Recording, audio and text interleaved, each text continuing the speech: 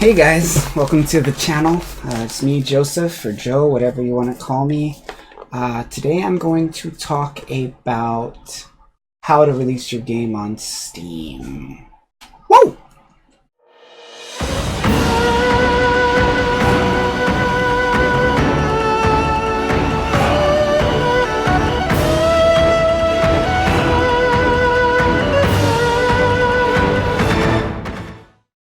So welcome back. If you have not heard of me, my name is Joseph. I'm currently making a game called Familia. I make these videos primarily to promote my game, so make sure you check out my game after you watch this video. If you enjoyed it or if you hated it too, please go check out the game. It's a retro style RPG based on the JRPG style, with a little bit of a higher resolution, a little bit more graphics, but still very much 2D. Okay, so let's get to the video. This video is talking about how I released my game on Steam, and maybe if you're releasing a game on Steam right now, it might be a good idea for you to watch this because you'll see what I did right, what I did wrong, and I'll give you some other options on how you can release it, and hopefully it'll give you, the best results. So there's basically 4 ways that I've distilled down. Now, Steam doesn't really structure it this way, but if you're thinking about it, this is kind of basically the 4 different styles of release. The first style of release that I'm going to talk about is the open beta. This is what I did. The second style of release we're going to talk about is the closed beta, which is not what I did, but it's similar. The third type of release we're going to talk about is open development, which is what I have many friends and community kind of colleagues who have done, and we're going to talk about that. And the final one we're going to talk about is pre-purchase. And pre-purchase is usually what the big guys do, the AAA dudes. So let's get started. Open beta.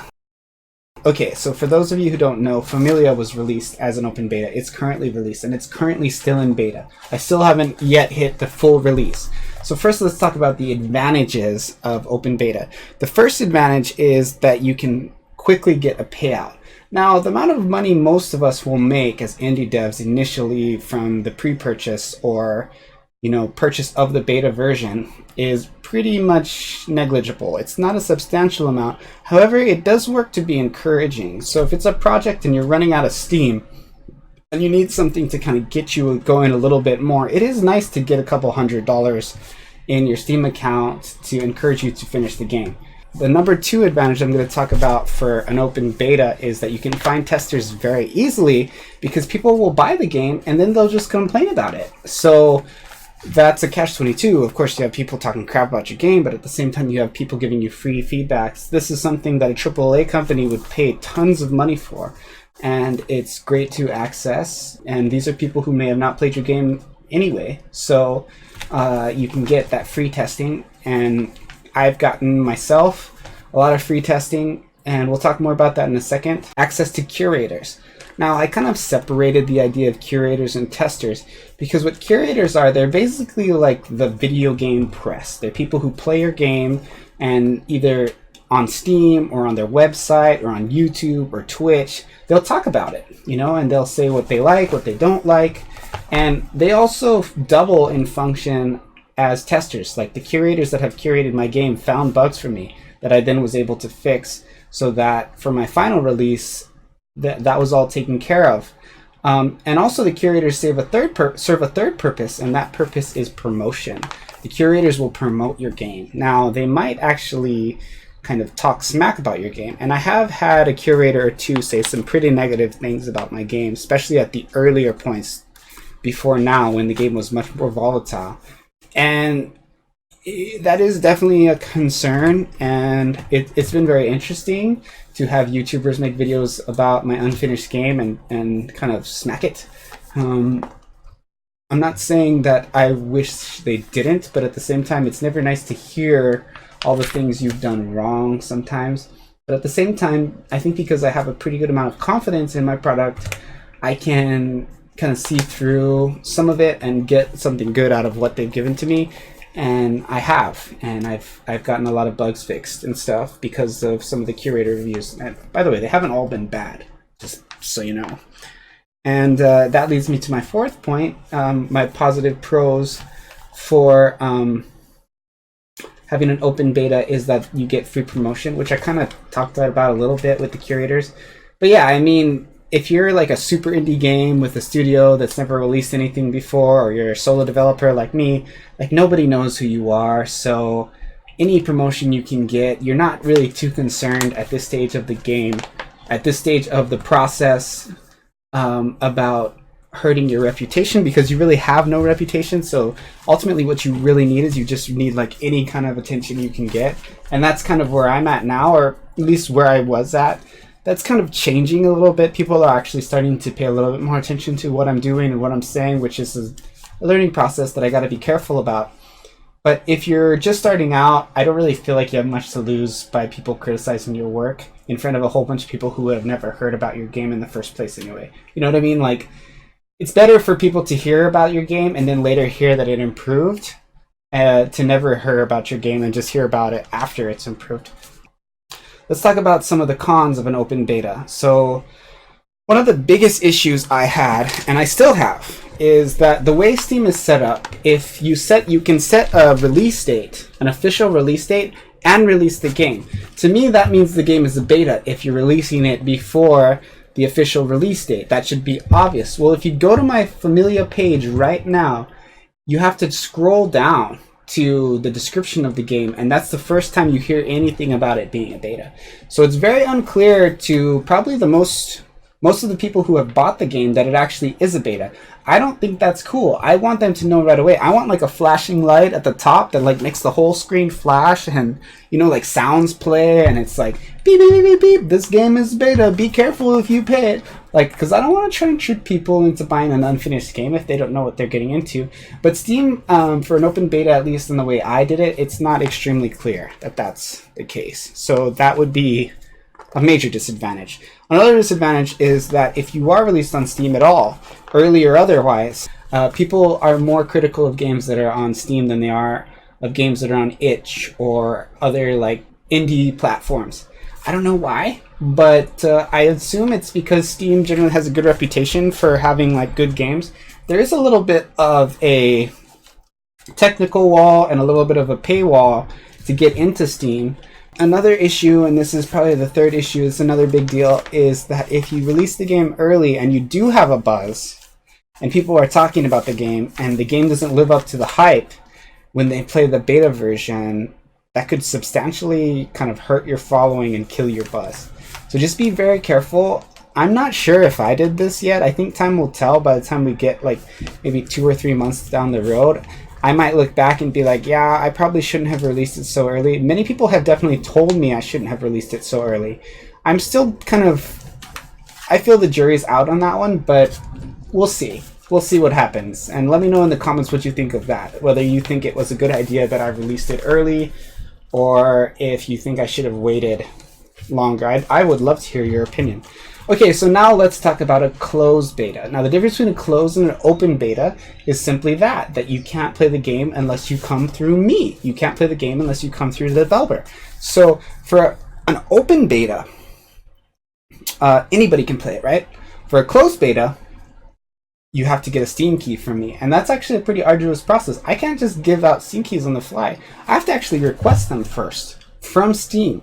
So our major pro of a closed beta is that it's very clear that the game is not finished. It's very clear that it's not done and that it's still in production. So nobody's going to be confused as they would be with my open beta, which is very nice. It's very important. The other reason why a closed beta is beneficial is because I feel that even though you're probably not going to feel as motivated to finish quickly as you would with an open beta, you're probably still going to be more motivated than you would with an open development title. And I haven't really explained what open development is, and I will, but I just will say that between open development and closed beta will probably motivate most people to finish the game first, to finish the game faster.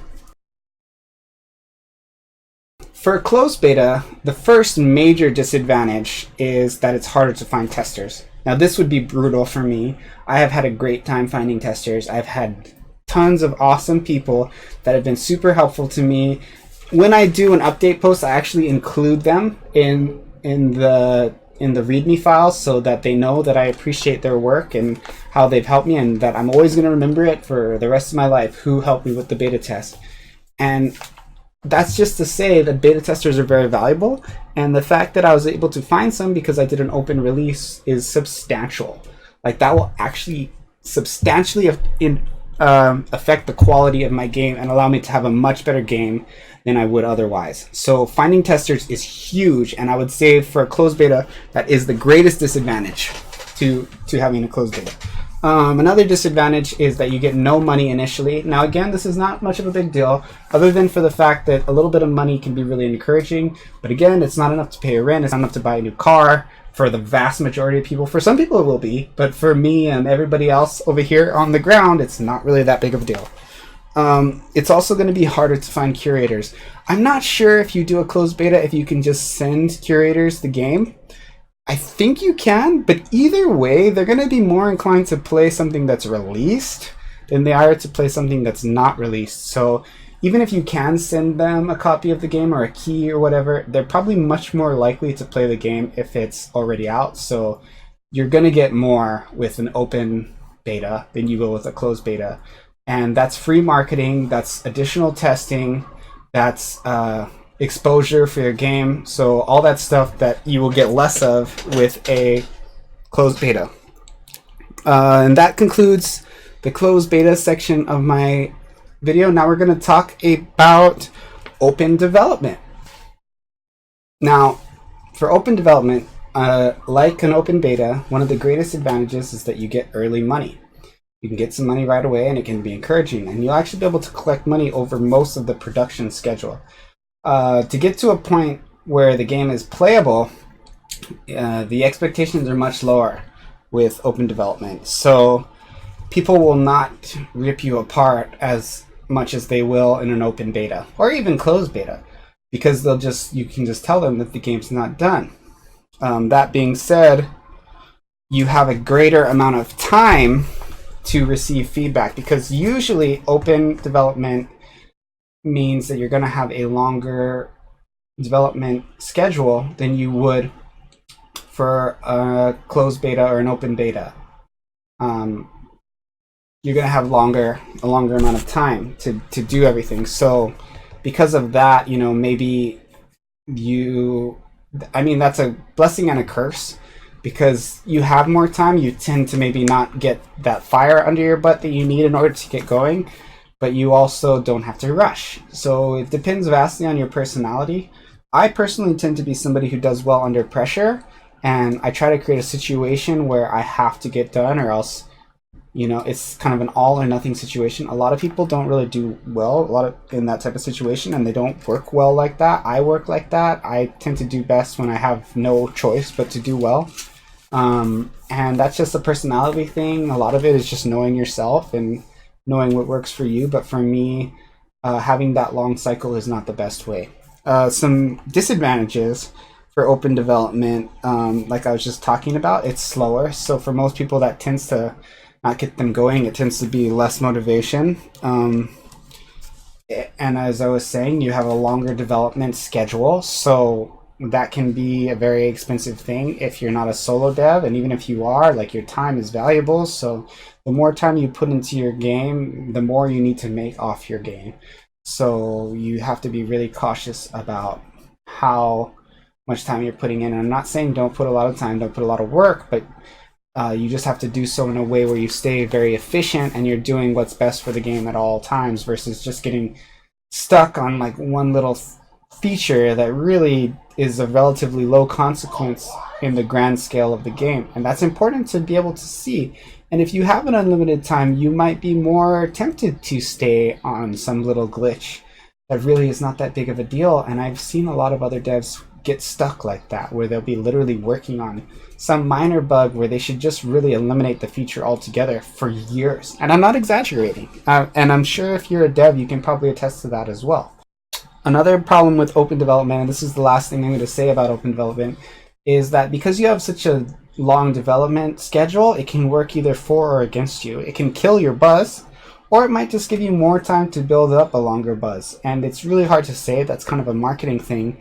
it could work out either way. But just, I think it's important to know that it will affect your buzz of your game. So the fourth release style we're going to talk about on Steam is the pre-purchase. Now, for the vast majority of us over here on the ground, a pre-purchase is not even really an option. We have to sell our game a certain way because that's what Steam wants. But Steam does a lot for pre-purchases, primarily for AAA releases. So like the really big games like Destiny 2, I'm sure they'll allow a pre-purchase for a game like that that's selling like 1 billion copies or whatever, you know. But for us that are selling like 40 copies or 400 copies or 500 copies or 1,000 copies, they're probably less prone to give us that, because from their experience they've found that unless your game is heavily marketed outside of Steam, you're probably not going to sell more in that style. What are the advantages and disadvantages of a pre-purchase? Well, the greatest advantage is that you get a lot of money up front, right? Because people will buy it and you don't have to give them anything. They don't even get to play a beta. They don't even get to play the game as it's being developed or influence the development of the game. The disadvantage of a pre-purchase game is that it's not going to be playable right away. So that's just not fun. And for most of us, as I was saying, where an open development or a closed beta can kill buzz, a pre-purchase can kill buzz a lot more because the person doesn't even have the option of playing anything. Okay, well, let me know what you think. Let me know what you think is the best way to release your game. Let me know if you think I'm not smart.